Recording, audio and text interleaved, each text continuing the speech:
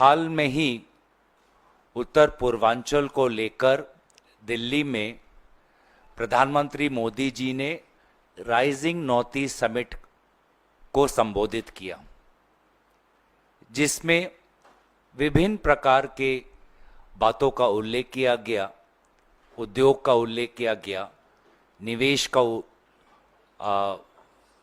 विवरण किया गया, लेकिन ये सब जमीनी हालात से परे हैं। जमीनी हालात विशेष रूप से उत्तर पूर्वांचल की बहुत ही चिंताजनक है। आज दो बड़े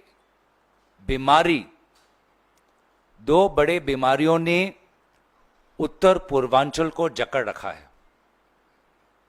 पहला है अवैध कोयला और दूसरा है नशीली पदार्थ, नारकोटिक्स। अब मैं कुछ बातें आपके सामने रखूंगा जिससे साफ साफ पता चलता है कि बीजेपी के छत्रछाया में उत्तर पूर्वांचल किस प्रकार से अवैध कोयला और नशीली पदार्थों का अवैध व्यापार का एक हब बन चुका है। शुरुआत करूंगा कोयला से, और बहुत ही एक विचित्र काम इस साल के अप्रैल महीने में हुआ। 24 तारीख को ईडी ने विभिन्न जगहों पर छापे मारे। वे हैं जगदीगितिम, नौगाल बिब्रा, जडुगोफा, मार्गरीटा, गुवाहाटी। ये स्थान मेघालय और गुवाहाटी में हैं।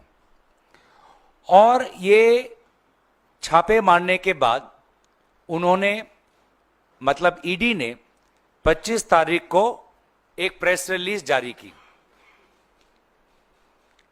इस प्रेस रिलीज में किस प्रकार का अवैध कोयला का एक सिंडिकेट नेक्सस मेघालय असम में चल रहा है उसका विवरण ईडी ने किया है।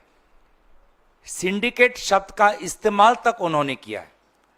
अपने प्रेस रिलीज में उन्होंने कहा कि ED investigation further revealed that a syndicate having persons from Meghalaya and Assam is in charge of ensuring that the trucks containing illegal coal clear the borders of Meghalaya and enter into Assam without any checking, restrictions, where papers were prepared to show this as legally mined coal. The syndicate used to charge rupees 1.27 lakh to rupees 1.5 lakh per truck from the mine owners in the name of commission patronage in cash. The illegal mine coal was stored at depots located at Jogiofa in Assam. In a subsequent para, it further states, it is further revealed that the cash so generated in the process was collected by the syndicate and was being stored at the places of the cash handlers. These cash handlers were searched and diaries containing cash in out was also seized. It was further revealed that the coal mine owners and the syndicate people used to coordinate with illegal coal mine operators in Margarita, Tinsukia, to make it appear to be mined from legally sourced miners. Last May, during the search, cash of rupees 1.58 crore, digital devices like laptops, mobile phones, and 2 high-end vehicles suspected to be purchased out of the proceeds of crime was seized. तो हमने तो सबसे पहले स्वागत किया, क्योंकि यही बातें बार बार कांग्रेस पार्टी उठाती रही है कि अवैध कोयला का धंधा चल रहा है। इसको हमने सदन के अंदर भी उठाया, इसको हमने सदन के बाहर भी उठाया, तो प्लेजेंटली सरप्राइज कि ईडी ने ऐसा काम किया, हमने इसका स्वागत किया, क्योंकि ये बातें असम के मुख्यमंत्री के बातों को झूठा साबित किया। क्योंकि असम के मुख्यमंत्री कहते हैं कि कोई अवैध कोयला का व्यापार हो ही नहीं रहा, कोई अवैध कोयला है ही नहीं, सब जायज है। तो सरकारी एक तंत्र ने मुख्यमंत्री को झूठा साबित किया, तो इसका तो हमने स्वागत किया।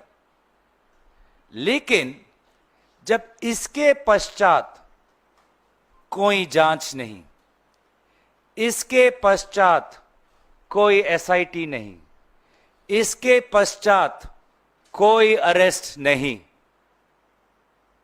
तब हमारा संदेह ईडी की तरफ भी गया कि क्या ईडी वास्तव में लोगों को गिरफ्तार करना चाहती है, या जब उन्होंने कहा during the search cash of ₹1.58 crores was seized, वहीं तक उनका काम सीमित हो गया।